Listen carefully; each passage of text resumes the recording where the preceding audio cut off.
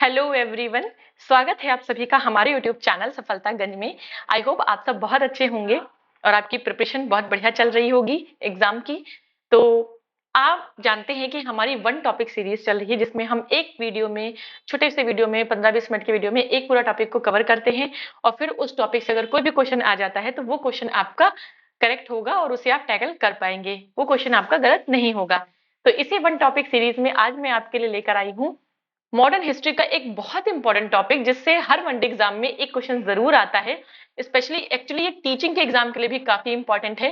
जो लोग भी आपका सुपर टेट वगैरह के लिए प्रिपेयर कर रहे हैं उनके लिए भी ये काफी इंपॉर्टेंट है। और ये है पीजेंट मूवमेंट्स। पीजेंट मूवमेंट्स मतलब क्या? आपके मॉडर्न इंडिया में जो किसान आंदोलन हुए, हिस्ट्री का ये हो जाएगा मॉडर्न इंडियन हिस्ट्री का। जो जितने भी इंपॉर्टेंट किसान आंदोलन हुए उनके बारे में हम बात करेंगे आज स्पेसिफिकली।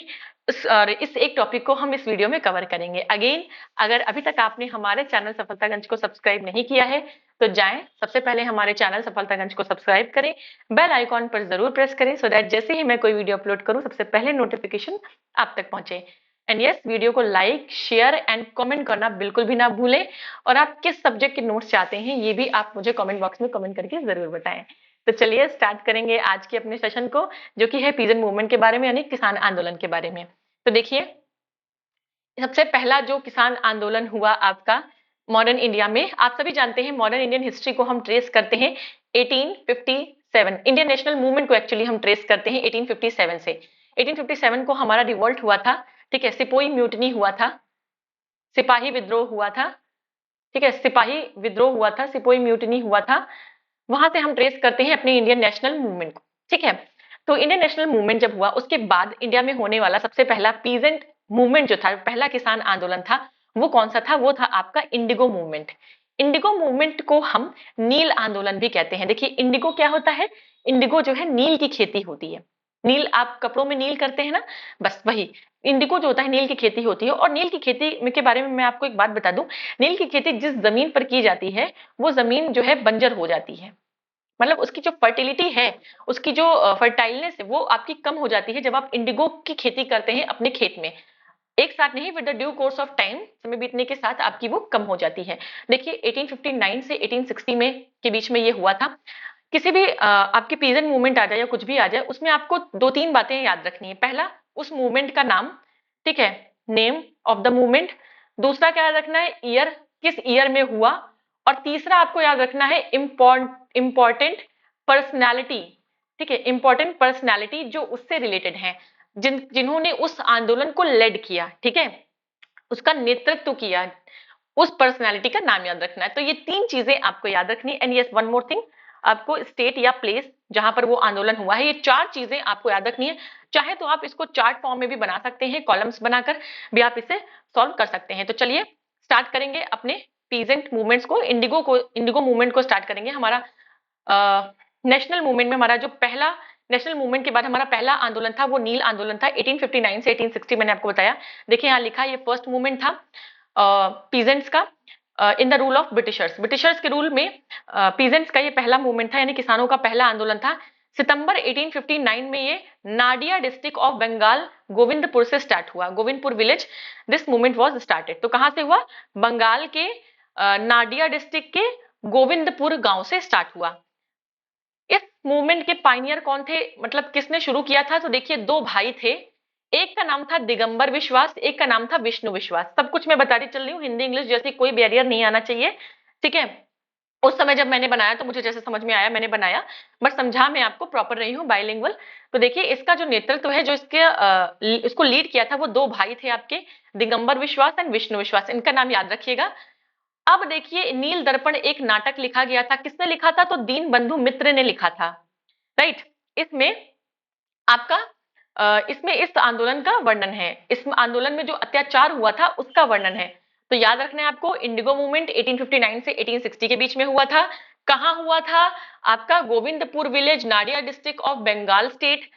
कौन इसका किसने लीड किया था? तो लीड किया था आपके दिगंबर विश्वास एंड विष्णु विश्वास ने। एक नाटक नील दर्पण लिखा था, तो किसने लिखा था? तो दीन बंधु मित्र ने लिखा था। उसके बाद नील आयोग भी बना, ठीक है। जब यह आंदोलन हुआ तो उसके बाद नील आयोग बना 31 मार्च 1860 को। उसके अध्यक्ष कौन थे? तो उसके अध्यक्ष आपके थे एस सीतन कार्ड, ये लिखा है सीतन कार्ड, आई थिंक ऐसे ही लिखा जाएगा। WS सीतन कार्ड थे और इस अत्याचार को छापा था हिंदू पैट्रियट, ये वीकली न्यूज़पेपर था। हरिश्चंद्र आपका हरिश्चंद्र मुखर्जी, हरिश्चंद्र मुखर्जी जो है वो हिंदू पैट्रियट के एडिटर थे।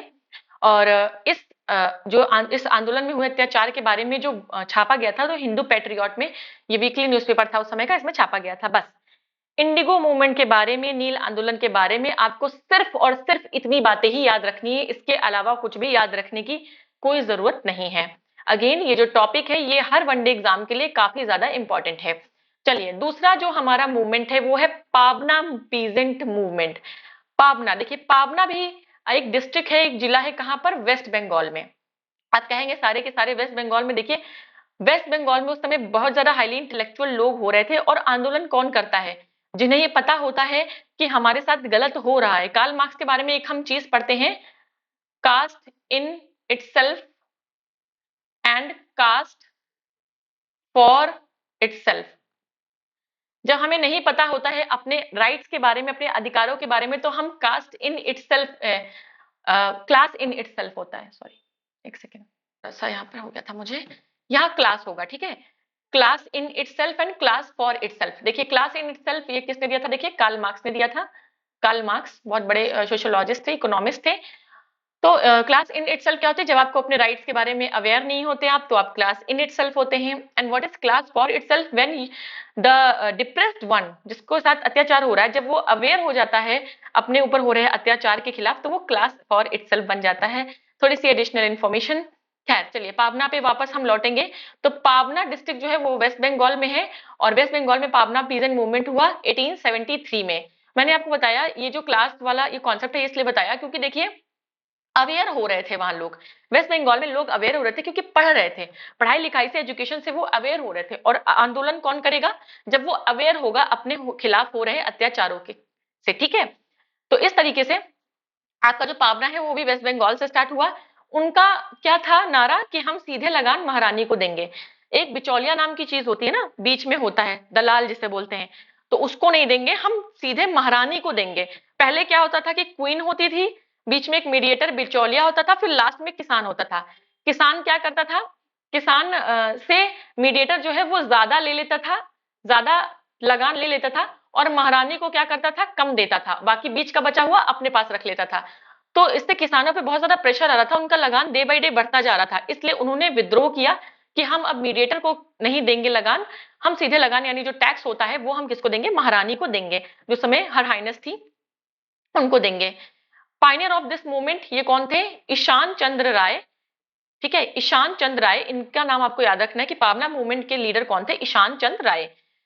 जमींदार दर्पण एक नाटक है मुशर्रफ हुसैन का, ठीक है, उसमें इस मूवमेंट के बारे में चर्चा की गई है।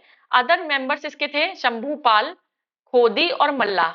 याद रखिएगा कि ईशान चंद्र राय मेन लीडर थे, इसके अलावा शंभू पाल, खोदी और मल्ला थे। जमींदार दर्पण एक नाटक है मुशर्रफ हुसैन का, जिसमें आपके इस पावना मूवमेंट के बारे में जिक्र किया गया है।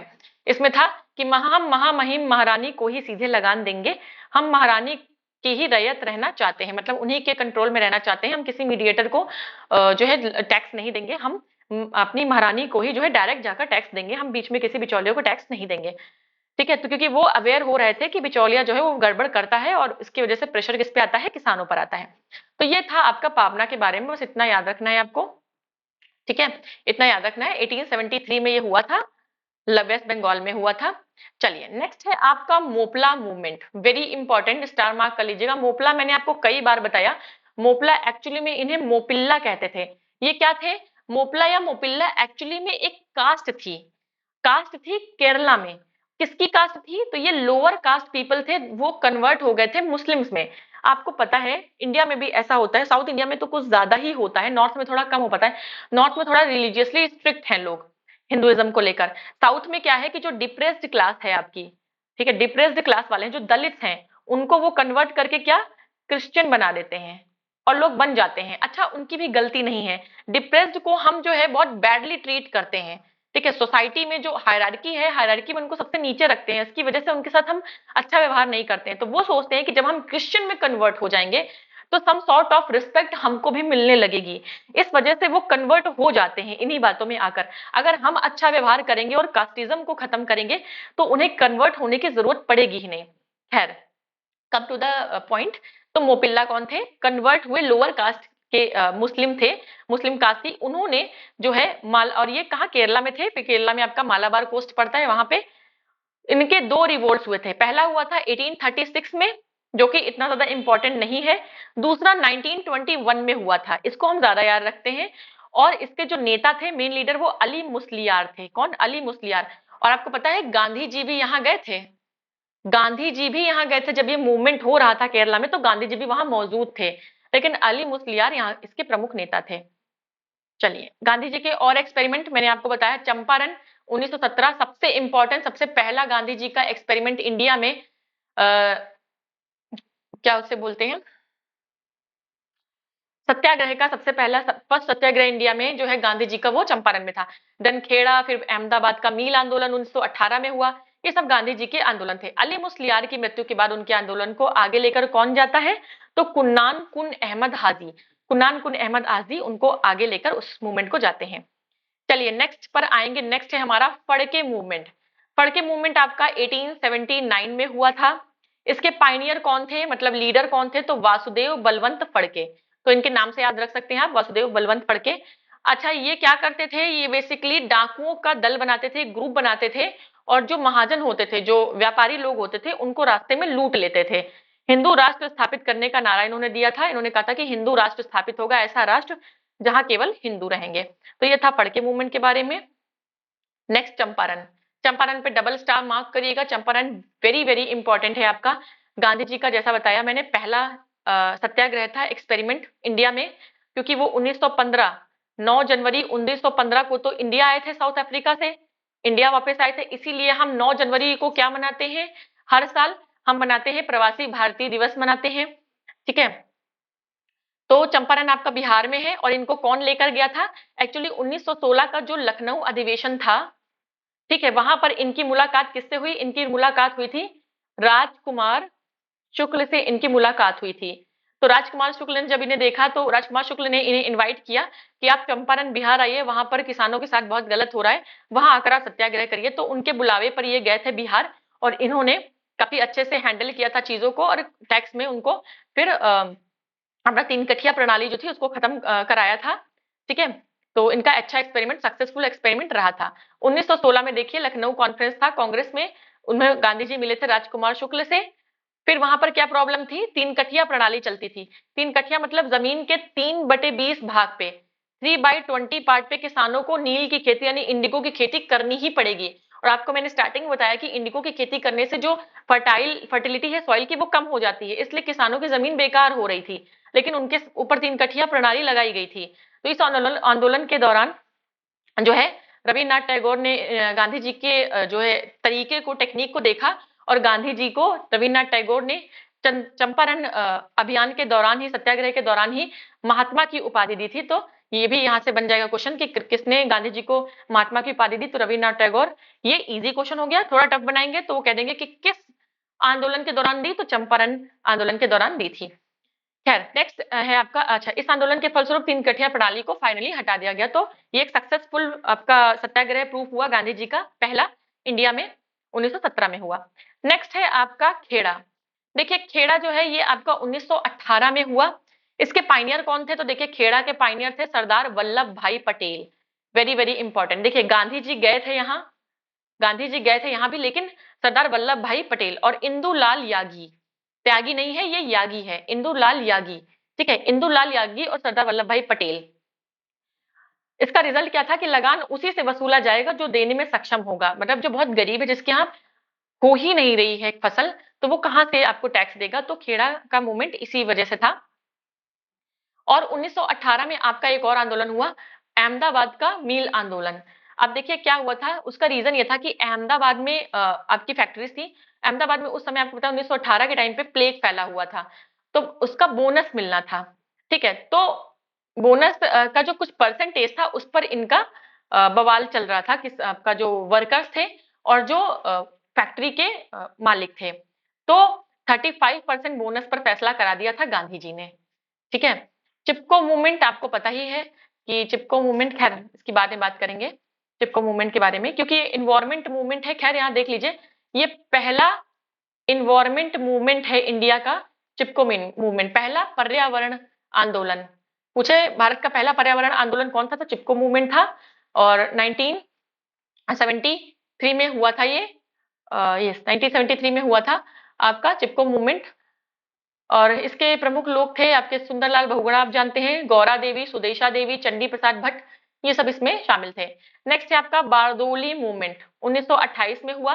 Very very important, star mark करेंगे। ये सारे हम किसानों के आंदोलन पढ़ रहे हैं केवल। First successful and organise movement था ये बारदोली का, सक्सेसफुल और ऑर्गेनाइज था। बारदोली प्लेस है आपका, तालुका है, डिस्ट्रिक्ट है गुजरात में। ये याद रखिएगा कि बारदोली गुजरात में है। इसके पाइनियर कौन थे? तो कुंवर जी मेहता और सरदार वल्लभ भाई पटेल। सरदार वल्लभ भाई पटेल के नेतृत्व में ही बारदोली मूवमेंट हुआ था। 90% जो लीडरशिप है वो सरदार वल्लभ भाई पटेल ने ही निभाई थी। और यहीं पर इन्होंने बारदोली की महिलाओं ने इन्हें सरदार की उपाधि भी दी थी। 30% लगान की दर को घटाकर 6.03% ले आए थे। ठीक है, 30% लगान की दर थी, उसको घटाकर 6.03 कर दिया था। मैक्सवेल एक रेवेन्यू ऑफिसर था, उसने सपोर्ट किया था बारदोली मूवमेंट को। तो ये अगर क्वेश्चन टफ बनाने की कोशिश करेगा तो आ जाएगा आपका कि बारदोली मूवमेंट में किस ब्रिटिश ऑफिसर ने बारदोली मूवमेंट को सपोर्ट किया, तो मैक्सवेल आ जाएगा। ठीक है, ऑप्शन में आपके मैक्सवेल होगा तो आप टिक कर ले जाएंगे।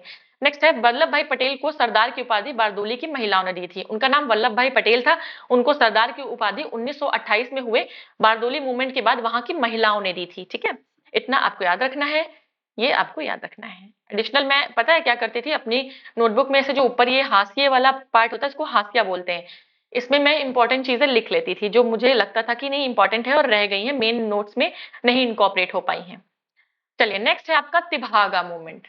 तिभागा भी बहुत इंपॉर्टेंट है, इसको भी स्टार मार्क करिएगा। ये बंगाल का सबसे बड़ा किसान आंदोलन था। ठीक है, इसके पाइनियर कौन थे? कंपाराम सिंह और भवन सिंह। कौन थे? कंपाराम सिंह और भवन सिंह। तिभागा मूवमेंट के पाइनियर थे कंपाराम सिंह और भवन सिंह। 1/3 पार्ट फसल का बटाईदार को मिलना चाहिए। कौन से किसान आंदोलन में इनकलाब के नारे लगाए गए थे? तो तिभागा में लगाए गए थे। इसमें था कि 1/3 पार्ट फसल का बटाईदार को मिलना चाहिए, इस पर यह आंदोलन था। और इसके पाइनियर कंपाराम सिंह थे और भवन सिंह थे। नेक्स्ट है आपका, ये थोड़ी सी इंपॉर्टेंट, ये अखिल भारतीय किसान सभा के बारे में जान लीजिए। अखिल भारतीय ऑल इंडिया किसान एसोसिएशन जो है वो, या किसान काउंसिल जो है वो आपका लखनऊ में बनी 11 अप्रैल 1936 में। ये बहुत आता है, पूछा जाता है। अब इसके अध्यक्ष कौन थे? ये भी, इसके बारे में सब कुछ जो लिखा है वो सब बहुत इंपॉर्टेंट है। ये सब चीजें सारी स्टार मार्क कर लीजिए। इसके अध्यक्ष थे स्वामी सहजानंद सरस्वती। बिहार में किसान आंदोलन को बहुत बड़े लेवल पे लेकर गए थे सहजानंद सरस्वती। सचिव थे आपके एनसी रंगा। प्रथम अखिल भारतीय किसान सम्मेलन लखनऊ में हुआ 1936 में। भाई जब सभा ही 11 अप्रैल 1936 को बनी तो पहला सम्मेलन भी लखनऊ में हुआ 1936 को। पार्टिसिपेंट्स कौन थे इसमें? राम मनोहर लोहिया, आचार्य नरेंद्र देव, जयप्रकाश नारायण, ये भी बिहार से थे, सोहन सिंह जोशी, इंदुलाल यागिक। इतने लोगों का नाम याद रखिए कि अखिल भारतीय किसान सभा में इन लोगों ने पार्ट लिया था। अध्यक्ष थे आपके स्वामी सहजानंद सरस्वती और सचिव थे आपके एनसी रंगा। सप्त क्रांति, यहाँ पर एक देखिए नोट है, सप्त क्रांति यानी 7 रेवोल्यूशन, ये राम मनोहर लोहिया यूपी के हैं, इन्होंने शुरू किया था। सप्त क्रांति या 7 रेवोल्यूशन इन्होंने दिया था राम मनोहर लोहिया जी ने। इतना ही याद रखिए कि राम मनोहर लोहिया जी ने ही ये कॉन्सेप्ट दिया था। ठीक है, ये यूपी के थे राम मनोहर लोहिया। एक्चुअली इसमें ये जो है इसके आइडियल जो है वो सोशलिज्म पे बेस्ड है, समाजवाद पे। मतलब इसमें ये था कि मेन और वुमेन को इक्वालिटी लाएंगे उनके बीच में, और political economic race based inequalities को खत्म करेंगे। ठीक है, अच्छी अच्छी सारी सोशलिज्म की बातें थी, इनइक्वालिटी के बारे में, इक्वालिटी के बारे में। इक्वालिटी लाएंगे, इनइक्वालिटी को खत्म करेंगे, और कास्ट सिस्टम को खत्म करेंगे, फॉरेन डोमिनेशन को खत्म करेंगे जो हमारे पर विदेशी प्रभाव है, और इकोनॉमिक इक्वालिटी लाएंगे, और प्राइवेट लाइफ के अगेंस्ट जाएंगे। मतलब प्राइवेट नहीं, हर चीज गवर्नमेंटेड होगी, और सत्याग्रह में किसी भी तरीके के हथियार का यूज नहीं करेंगे। तो अच्छी अच्छी सारी बातें थी इसमें। तो ये सप्त क्रांति 7 रिवोल्यूशंस का उन्होंने कॉन्सेप्ट दिया था कि ये 7 रिवोल्यूशंस हम लाएंगे तो ये आपके किसान आंदोलन थे। मैंने आपको सारे इंपॉर्टेंट पीजेंट मूवमेंट्स करा दिए। देखिए, हिंदी मीडियम हो, इंग्लिश मीडियम हो, कोई फर्क नहीं पड़ता, क्योंकि इंपॉर्टेंट चीजें तो याद रखनी है आपको। नाम का हिंदी इंग्लिश से तो कोई लेना देना है नहीं, स्टेट के नाम का भी हिंदी इंग्लिश से कोई लेना देना नहीं है। अब देखिए, यहाँ पे एक नर्मदा आंदोलन लिखा हुआ है, तो यहाँ पर थोड़ा लिखा है, ये नर्मदा आंदोलन से आपकी मेधा पाटेकर और बाबा आमटे आपके जो है रिलेटेड थे। थोड़ा सा याद रखेगा। नर्मदा बचाओ आंदोलन आपने पढ़ा ही होगा। सरदार सरोवर डैम जो कि आपका नर्मदा रिवर पे है, सरदार सरोवर डैम, उसके अगेंस्ट, क्योंकि देखिए सबसे ज्यादा जब डैम कोई बनता है, सबसे ज्यादा रिप्लेसमेंट होता है लोगों का, डिस्प्लेसमेंट होता है, सॉरी। तो डिस्प्लेसमेंट मतलब कि लोग वहां से हटा दिए जाते हैं, या तो आप उनके लिए अच्छी कहीं व्यवस्था करें, ठीक है। सबसे ज्यादा डिस्प्लेसमेंट जो है, अच्छा ये भी एक क्वेश्चन आता है, किसी एग्जाम में शायद पूछा गया है कि मैक्सिमम डिस्प्लेसमेंट किस प्रोजेक्ट से होता है। तो देखिए, डैम जब बनता है, जब बांध बनता है, तो सबसे ज्यादा लोगों को वहां से भगाया जाता है। अगर कहें कि ऐसा भी तो होता है कि कोई चीज ऐसी भी होती होगी जिससे मिनिमम डिस्प्लेसमेंट होता है। तो देखिए, मिनिमम डिस्प्लेसमेंट कब होता है, जब आप कोई वाइल्ड लाइफ सेंचुरी या कोई सेंचुरी बना रहे होते हैं, है ना। तो उनको वही जो फ्लोरा एंड फौना है उसको वहीं के हैबिटाट में कंजर्व कर देते हैं आप। जो भी पेड़ पौधे और पशु पक्षी हैं, उनको जहां वो है वहीं पर उनके लिए एक अच्छी जगह बना देते हैं, उसको कंजर्व कर देते हैं, कह देते हैं भाई आज से ये वाइल्ड लाइफ सेंचुरी है, इस एरिया में बहुत सारे जानवर ही रहते हैं। तो वहां पे लोगों को भी रहने को मिलता है, और वहां से लोगों को हटाया नहीं जाता है, क्योंकि इंसान जब नेचर के साथ में रहता है तो नेचर और ज्यादा, और नेचर के पास में रहता है तो वो नेचर से और ज्यादा प्यार करता है, और फिर वो नेचर को कंजर्व करता है, उसका कंजर्वेशन करने में हेल्प करता है। जैसे आपकी जो फॉरेस्ट पॉलिसी है, अभी हमारी जो फॉरेस्ट पॉलिसी चल रही है वो करेंटली 2006 की फॉरेस्ट पॉलिसी चल रही है। उसमें यह है कि अगर कोई भी ट्राइब या कोई भी इंसान किसी जंगल में 25 साल से ज्यादा से रह रहा है, तो जंगल पर और जंगल के जो प्रोडक्ट्स हैं उस पर उसका अधिकार हो जाएगा। मतलब 25 साल से रह रहा है और जंगल भी अच्छे हैं, दैट मीन्स उसने जंगल की सेवा की है, पेड़ों की सेवा की है, तो उसको वो अधिकार मिल जाता है। फॉरेस्ट पॉलिसी खैर फिर हम कभी पढ़ेंगे। तो ये थे आपके पीजेंट मूवमेंट। यहाँ पर कहीं कोने में देखिए जजमानी सिस्टम लिखा है। खैर कभी मैं आपको जजमानी सिस्टम बताऊंगी कि जजमानी सिस्टम क्या होता है। Caste based division of labour होता है, जाति पर आधारित काम का विभाजन होता है। खैर जजमानी सिस्टम फिर हम कभी पढ़ेंगे। तो आज के लिए इतना ही रहेगा। वन टॉपिक सीरीज में हमारा आज पीजेंट मूवमेंट पूरा कवर हो गया है। नेक्स्ट हम देखेंगे फिर से कोई टॉपिक जो अच्छा लगेगा, देखते चलेंगे। ठीक है, ये आपका है टॉपिक। और अगर आप चाहते हैं इन सब की पीडीएफ तो जरूर कमेंट करें, तो फिर टेलीग्राम पर आपको पीडीएफ प्रोवाइड कर दी जाएगी एज इट इज। फिर आप वहां से नोट्स भी बना सकते हैं और अपना देखकर पढ़ भी सकते हैं, या प्रिंट आउट भी निकलवा सकते हैं। तो चलिए आज के लिए इतना ही रहेगा। मिलेंगे नेक्स्ट वन टॉपिक सीरीज में एक नए टॉपिक के साथ, एक नए वीडियो के साथ। तब तक के लिए पढ़ते रहिए, पढ़ाते रहिए, खाते पीते रहिए, खुश रहिए। जय हिंद, जय भारत।